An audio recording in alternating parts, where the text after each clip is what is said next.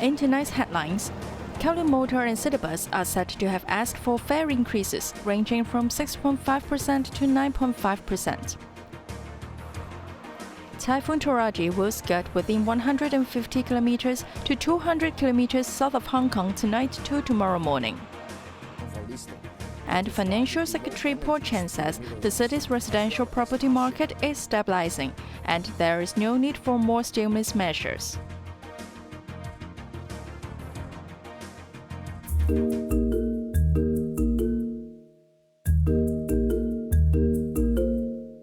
Two of Hong Kong's major bus operators have applied to raise fares, with the highest proposed increase being nearly 10%, citing escalating operational costs. But lawmakers are concerned that frequent fare hikes could burden citizens during a sluggish economy. Sources said that both Kowloon Motor and Citybus have filed applications to the Transport Department, seeking a fare hike of 6.5% and 9.5% respectively, as this will mark the second fare rise since last June, when they were granted increases ranging from 3.9% to 4.9%. KMB explained that the adjustment is based on a cautious balance of the firm's financial sustainability with public acceptance, while Citybus said that the nearly 10% increase is necessary to alleviate rising pressures from fuel and wage costs. The Transport Department has pledged to evaluate these applications prudently, considering operational costs, revenue forecasts, and public acceptance. But some lawmakers expressed doubts regarding the necessity of these increases. 希望政府善用我哋隧道基金。 Lawmaker Ben Chen from the transportation sector suggested the government to effectively utilize the franchised bus toll exemption funds. Under this policy, savings from toll exemptions are allocated to funds that can be used to mitigate fare increases should the chief executive in council deem a company's application justifiable. Chen noted that KMB currently has $419 million available, with other operators also having several $1 million on hand, which should be sufficient to offset these hikes. Legislator Michael Tian suggested that any fare adjustment should not take effect before May 30th next year, allowing for a 2-year period for actual cost recovery. Quentin Ya, Cable News.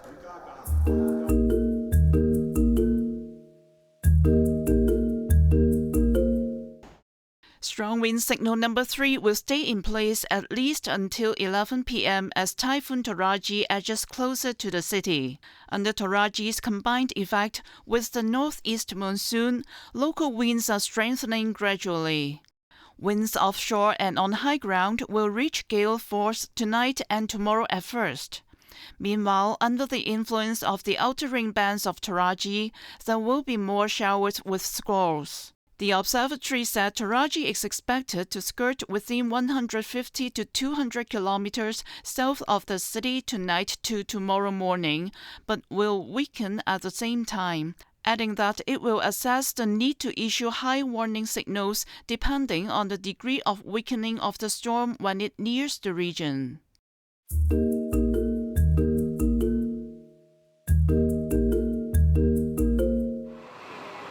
It is quite extraordinary for Hong Kongers to brace for typhoons one after one at this time of the year, as this is the first time in record that 4 tropical cyclones come up at the same time further north over the North Pacific region in November.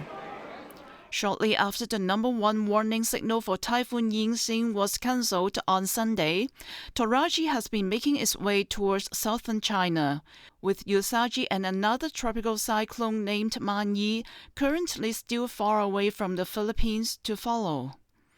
The Hong Kong Observatory said it is the first time that 4 tropical cyclones emerge simultaneously in the western North Pacific and the South China Sea in November since records began in 1961. The forecaster's senior scientific officer Lee Sok-ming attributed this to the strength and the location of the subtropical ridge of high pressure this year, which was stronger and farther north than normal. According to Lee, the past tropical cyclones appearing in November were further south, which affect the south of the Philippines, the South China Sea and Vietnam. However, this year, the cyclones moved to Luzon after being developed, then entered the South China Sea and impacted Hong Kong, she said. She added that because there was enough distance between each of the 4 cyclones, allowing them to form independently.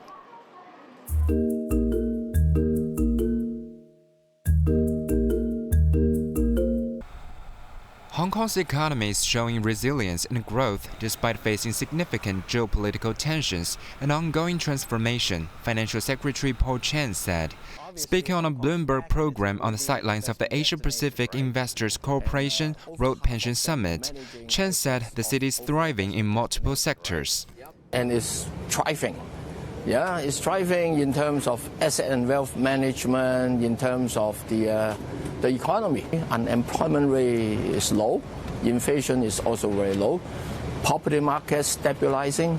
So we are very well geared up for growth.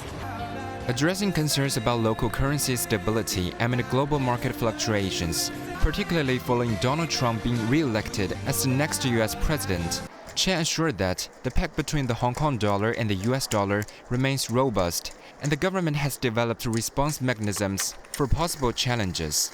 Meanwhile, the finance chief underscored the importance to maintain robust relationships with major investors from Europe and the US, while also exploring new capital sources from regions like the Middle East and ASEAN. Regarding the residential property market, Chen indicated that it is stabilizing post-interest rate adjustment by the US Federal Reserve.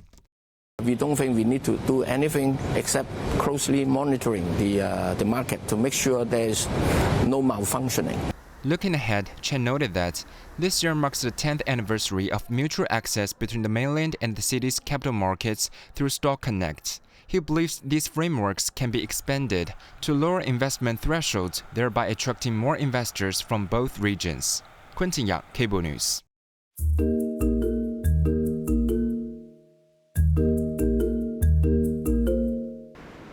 A man was charged by the police for allegedly posting seditious messages on social media platforms to provoke hatred towards the local government and central authorities.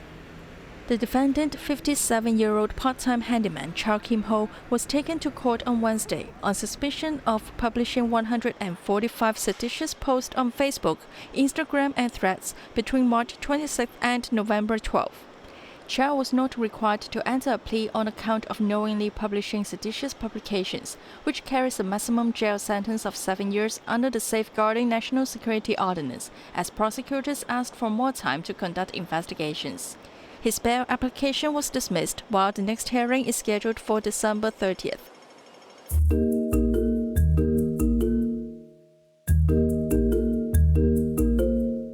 The Security Bureau dismissed the social media rumors about an explosion at the Daya Bay nuclear power station, labeling them as groundless and fictitious. A bureau spokesman stated that no notifications had been received from mainland authorities and confirmed that operations at the Daya Bay facility are proceeding normally. The spokesman urged the public to rely on official government announcements and not to believe rumors. The statements followed a wave of concern on social media, triggered by images of orange-red smoke that purportedly emanated from the power station last night. Some users claimed that the smoke was visible from Huizhou City, located just across the bay from the facility. Local fire department clarified that the smoke originated from a CNOOC Shell Phase 2 plant, where a production accident occurred. The incident took place 20 kilometers away from the nuclear power station and did not result in any fire or injuries, the authorities said. Additionally, CLP Hong Kong, which holds a 25% stake in the nuclear power plant, confirmed that the incident was unrelated to the facility, asserting that everything is operating normally at the plant.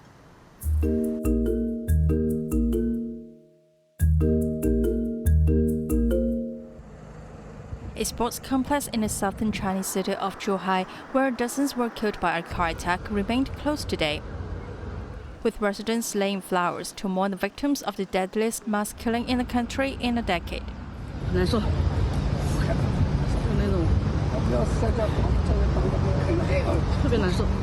This woman said she was very upset about the tragedy. Her friends witnessed the incident. A 62-year-old man rammed his car into the crowd exercising at the Zhuhai Sports Center on Monday night. 35 people died and 43 injured. The detained driver was being treated for wounds and believed to be self-inflicted. Authorities said he was upset over his divorce settlement. The government took almost a day to announce the death toll. Last night, President Xi Jinping ordered all-out efforts to treat the injured and demanded severe punishment for the perpetrator.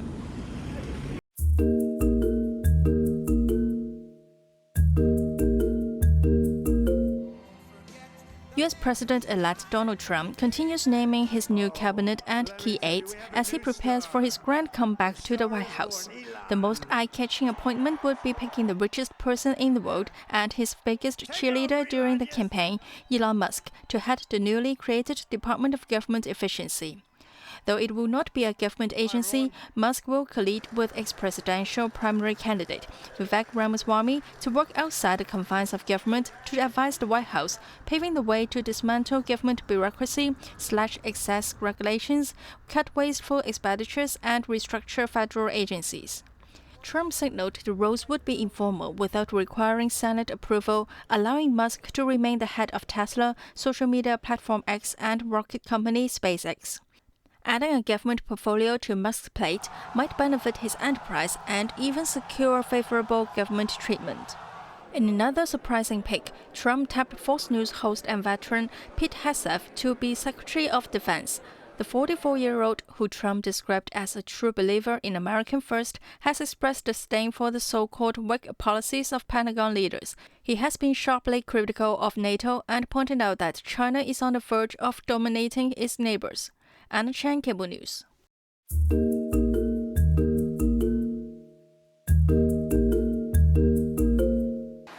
Several international airlines cancelled flights to and from Indonesia's tourist island of Bali due to an ongoing volcanic eruption. At the Ngurah Rai International Airport of Bali, at least 26 domestic flights and 64 overseas ones were cancelled today, including airlines from Hong Kong, Singapore, Australia, Qatar, etc. 2 Korean air flights headed to Bali were forced to turn back because of volcanic ash caused by the eruption. Indonesia's Mount Lewatobi Laki-Laki volcano on the remote island of Flores spewed more columns of hot ash into the air today, following a huge eruption that killed at least 9 people and injured dozens a few days ago. Smoke was seen rising from the crater and villages were covered entirely in ash, forcing residents to relocate to temporary shelters. Authorities expanded the danger zone as the volcano vented again to 9 kilometers high yesterday.